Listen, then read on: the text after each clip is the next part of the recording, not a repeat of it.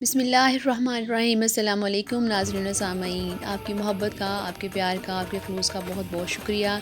आप लोगों ने मेरे रोल्स जो मैंने ब्रेड रोल्स बनाए थे वो बहुत ज़्यादा पसंद किए हैं, तो मैंने सोचा आपके साथ एक और रोल्स की रेसिपी शेयर करती हूँ। और ये रोल्स बहुत ज़्यादा आसानी से बनने वाले हैं। इसमें किसी किस्म का ना तो आपको आटा गूँथने की झंझट होगी और ना ही समोसा पट्टी को बनाने की मुश्किल होगी। ये बहुत आसानी से लिक्विड डो के साथ मैं आपको रोल पट्टी बनाना सिखाऊँगी और इससे बहुत कमाल के और बहुत मज़े रोल्स बनते हैं जो न सिर्फ खाने में मज़े के हैं बल्कि ये आपकी हेल्थ पर भी बड़ा अच्छा असर डालेंगे, क्योंकि इसमें हमने वेजिटेबल्स ऐड की हैं, चिकन ऐड किया है और सबसे बड़ी बात ये है कि इसको हमने होममेड डो के साथ बनाया है। तो ये रोल्स किस तरह से बनते हैं, कौन कौन सी चीज़ें इसमें जाती हैं, इसको जानने के लिए मेरी वीडियो एंड तक ज़रूर देखें ताकि हर चीज़ आपको सही समझ में आ जाए। तो चलिए स्टार्ट करते हैं। इसके लिए हमें वेजिटेबल्स चाहिए, जिसमें जूलियन कट में बंद गोभी ली है, 1 कप के करीब आपने ले लेनी है। 1 कप आपने गाजरें ले लेनी है, वो भी जूलियन कट में ही लेनी है। 2 से 3 अदद आपने हरी मिर्चें लेनी है, जिनको आपने बारीक काट लेना है। आधा कप मैं इसमें शिमला मिर्चें ऐड करूँगी। इसके साथ मेरे पास 1.5 कप श्रेडेड चिकन है, जिसको मैंने नमक डाल के बॉईल कर लिया था और इसको फिर श्रेड कर लिया था। अब हम एक पैन लेंगे, उसमें आपने 1 टीस्पून के करीब मक्खन डाल देना है और साथ ही आपने 2 टेबलस्पून के करीब ऑयल भी ऐड कर देना है। इन दोनों चीज़ों को आपने अच्छे से मिक्स करना है। जब मक्खन मेल्ट हो जाए तो आपने इसमें 1 टीस्पून के करीब अदरक लहसुन का पेस्ट डालना है। अगर आप चाहें तो हाफ भी डाल सकते हैं, इससे चीज़ों का जायका बहुत अच्छा आ जाता है। और जो हम इसमें चिकन डालेंगे, अगर स्मेल भी रह जाती है तो वो इससे ख़त्म हो जाएगी। जब ये अच्छी तरह से भून जाएगा तो हम इसमें चिकन डाल लेंगे और चिकन को भी हमने अच्छे से भूनना है। चूँकि हमने पहले से इसको बॉईल करके रखा हुआ था तो इसलिए इसको पकाना नहीं पड़ेगा, जस्ट इसको थोड़ा सा सोते करेंगे। इसमें वेजिटेबल्स डालना स्टार्ट करेंगे, जिसमें सबसे पहले गाजरें, शिमला मिर्च और बंद गोभी जाएगी और साथ ही अब इसमें जो हमने काट कर रखी थी हरी मिर्चें वो भी ऐड कर देंगे। इनको हमने अच्छे से मिक्स कर लेना है और इसमें जो सीजनिंग के लिए चीज़ें जाएंगी वो भी हम इसमें इसी मौके पर ऐड कर देंगे।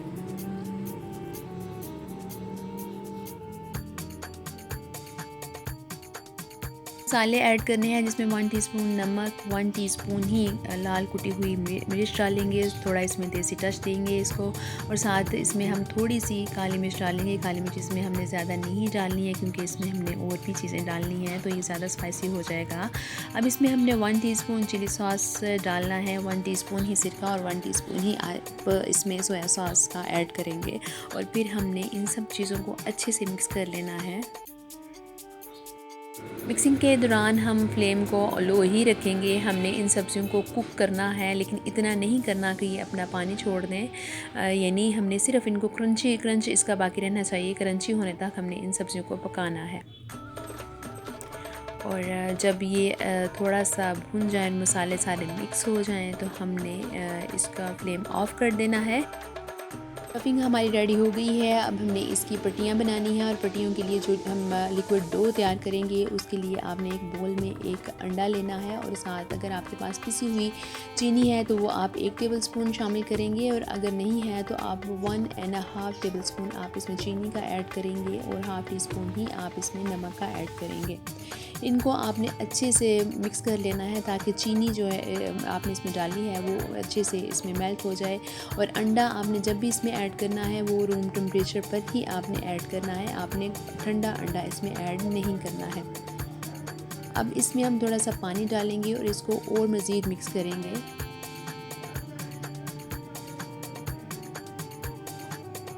इसको अच्छे से आपने बीट करना है। अब इसमें हम 1 कप यानी फुल भर के कप आपने इसमें मैदे का ऐड करना है और 1 कप ही इसमें लेवल करके उसके बराबर हम वज़न ही आप इसमें कॉर्नफ्लावर ऐड करेंगे। अब इसको आपने मिक्स करना है। ये देखिए मिक्सिंग में मसला हो रहा है, मैंने आपके सामने ही इसको किया है। ये देखिए इस तरह से ये होगा तो हम इसमें पानी ऐड करेंगे। हमने इसकी डो तैयार करनी है, लिक्विड डो तैयार करनी है, लेकिन इस बात का ख्याल रखना है कि लिक्विड डो बहुत ज़्यादा थिक ना हो और ना ही बहुत ज़्यादा पतली हो। अगर ये हमारी लिक्विड डो बहुत ज़्यादा थिक बन गई तो जब हम इससे पैनकेक्स बनाएंगे, जो हम रोल पट्टियाँ बनाएंगे, उससे जो जब उसकी हम फिलिंग करते हैं और जब उसको रोल करते हैं तो वो पट्टियाँ फट जाती हैं। इसलिए आपने इसकी डो और इसकी कंसिस्टेंसी को बड़े ध्यान से देखना है। ये बहुत अहम स्टेप है जिसको आपने करना है। अब इसको जब हमने मिक्स कर लिया है तो मैं आपको इसकी कंसिस्टेंसी चेक करवाती हूँ। ये देखें, ये कुछ इस तरह से बनेगी। और इसका थिकनेस चेक करने के लिए कि हमारी ये डो सही बनी है कि नहीं, आपने चम्मच के पीछे इस तरह से एक लाइन लगा देनी है। अगर तो उस मिक्सर आपस में मिल जाता है तो इट मीन्स कि ये ठीक डो नहीं बनी है, लेकिन अगर वो अलग अलग ही रहता है तो इट मीन्स कि हमारी डो बिल्कुल सही बन गई है। तो हमारी डो माशाल्लाह से परफेक्ट बन गई है। अब हमने इसके साथ एक लई तैयार करनी है। ये सारी चीज़ें आपने पहले से ही तैयार करके रख देनी है। इसमें तकरीबन 1.5 टेबल स्पून मैंने मैदा लिया है और उसमें आपने पानी डाल देना है, जिससे हम इसकी साइडों से, किनारों से इसकी बाइंडिंग करेंगे। तो उसके लिए हमने लई तैयार करनी है और लई के लिए आपने इसको पतला सा इसका पेस्ट बना लेना है। ये सब स्टेप आपको करने हैं और अगर आपने बड़े ध्यान से ना देखा, कोई भी स्टेप मिस हो गया तो आपके रोल्स सही नहीं बनेंगे। कोई भी स्टेप मिस नहीं होना चाहिए। ये लई को हमने पहले से तैयार करके रख दिया है। अब इसकी हम पट्टियाँ बनाना शुरू करेंगे, जिसके लिए आपने एक पैन को गर्म कर लेना है, उसको थोड़ा सा ग्रीस कर लेंगे और उसके ऊपर हम लिक्विड डो डाल देंगे और उसको आपने अच्छे से जल्दी जल्दी घुमा देना है ताकि डो किनारों तक चली जाए। अब आपने इसको बिल्कुल भी नहीं हिलाना है, बल्कि इसको सेट होने देना है। जो जो ये सेट होती चली जाएगी, ये अपनी सरफेस खुद ब खुद छोड़ती चली जाएगी। अगर हम इसको फ़ौरन हिला देंगे तो ये टूट जाती है। ये देखिए, आहिस्ता आहिस्ता इस पर बबल्स बनना शुरू हो गए हैं। अब इसको हम आराम से साइड चेंज करेंगे तो ये बिल्कुल भी नहीं फटेगी। आपने इसी तरह से सारे रोल्स तैयार कर लेने हैं, सारी पट्टियाँ तैयार कर लेनी है। और इसको हमने ज़्यादा नहीं पकाना है, यानी इसको ब्राउन नहीं करना है, बल्कि सिर्फ इसको सेट होने तक हमने इसके ऊपर इसको रखना है। उसके बाद उतार देना है। अब आप जब इसको प्लेट के ऊपर रखेंगे तो इसके ऊपर थोड़ा सा कॉर्नफ्लावर छिड़क देना है, क्योंकि जब आप इस पर दूसरी पट्टी रखेंगे तो ये आपस में चिपकेगी नहीं। तो ये आपने ज़रूर इस चीज़ का ध्यान रखना है कि जब आपने इसके ऊपर पट्टी रखनी है उसके ऊपर ज़रूर कॉर्नफ्लावर छिड़क देना है। कॉर्नफ्लावर है तो ठीक है, नहीं तो आप इसमें मैदा भी छिड़क सकते हैं। इस तरह से आपने बनाते जाना है और रखते जाना है। इससे तकरीबन 12 से 13 रोल आसानी से बन जाते हैं। अब सारी चीज़ें रेडी हो गई हैं, डो भी बन गई है, हमारा मिक्सर भी, स्टफिंग भी तैयार हो गई है। तो अब इसकी हम फाइनल असेंबलिंग करेंगे। इसके लिए आपने रोल पट्टी को बिछा लेना है एक प्लेट पर और इसकी साइड पर जो हमने लई बनाई थी वो हम इसकी साइड्स पर लगाएंगे। इस तरह से आपने पहले इसको ऊपर से फ़ोल्ड करना है और फिर किनारों से फ़ोल्ड करना है और फ़ोल्ड करते करते आगे ले जाना है और एंड पर जाकर आपने फिर से लई के साथ इसको चिपका लेना है। और इस तरह से आपने सारे रोल तैयार कर लेने हैं। मैं एक और रोल आपके सामने तैयार करूँगी, आप इसको देखिए। इस तरह से आपने साइड्स पे लई लगा देनी है। पहले ऊपर से फ़ोल्ड करना है, फिर साइड से फ़ोल्ड करना है और फिर इस तरह से फ़ोल्ड करते करते एंड पे जाकर फिर आपने लई लगानी है और फिर इसको आपने फ़ोल्ड कर देना है। अब आप चाहें तो आप उसको as it is he fry कर सकते हैं, लेकिन मैं इसको ऊपर कोटिंग करूंगी और कोटिंग के लिए 2 से 3 टेबलस्पून मैंने मैदा लिया है और इसमें एक आप अंडा ऐड करेंगे और 1 चुटकी नमक ऐड करके आप इसका एक पतला बैटर तैयार कर लेंगे। इस तरह से जब आप ये करते हैं, कोटिंग करते हैं, तो एक तो रोल्स अच्छे से स्टेबल हो जाते हैं और खाने में भी बहुत मज़े के होते हैं। इस तरह से हम साथ क्रम्स भी लेंगे, ब्रेड क्रम्स आपने साथ लेने हैं। अब आपने रोल को पकड़ते जाना है, इस बैटर में डिप करना है और साथ फिर इसके ऊपर क्रम्स लगा के आपने रखते चले जाना है। इसको फिर आपने, जैसे मैंने आपको पहले भी बताया है कि जब आप ये क्रम्स रखते हैं, लगाते हैं, तो इसको आप सेट होने के लिए टाइम ज़रूर दें।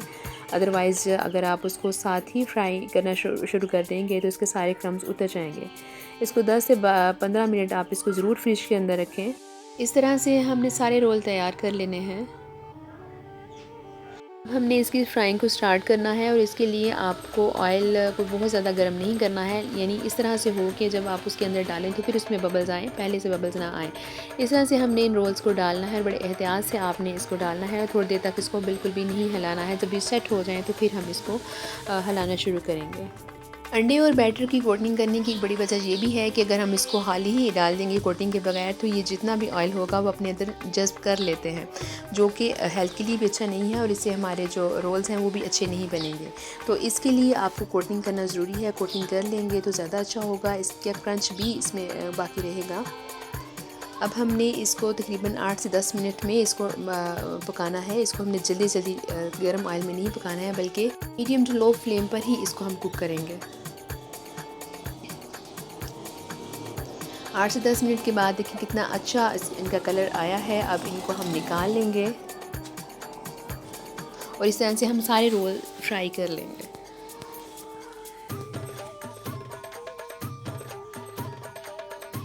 ये देखिए बिल्कुल अच्छे से जो है ये साइड से बिल्कुल नहीं निकला, ना इसकी स्टफिंग इसमें से निकली है। ये अच्छे से बाइंड भी हो गए हैं और अच्छे से पक भी गए हैं। उम्मीद है आपको मेरी ये रेसिपी पसंद आई होगी। अगर आई है तो इसको लाइक करें और मेरे चैनल को ज़रूर सब्सक्राइब करें। अल्लाह ने चाहा तो एक नई वीडियो के साथ आपकी खिदमत में फिर से हाज़िर होंगी। तब तक अपना और अपने प्यारों का बहुत सा ख्याल रखें। अल्लाह हाफिज़।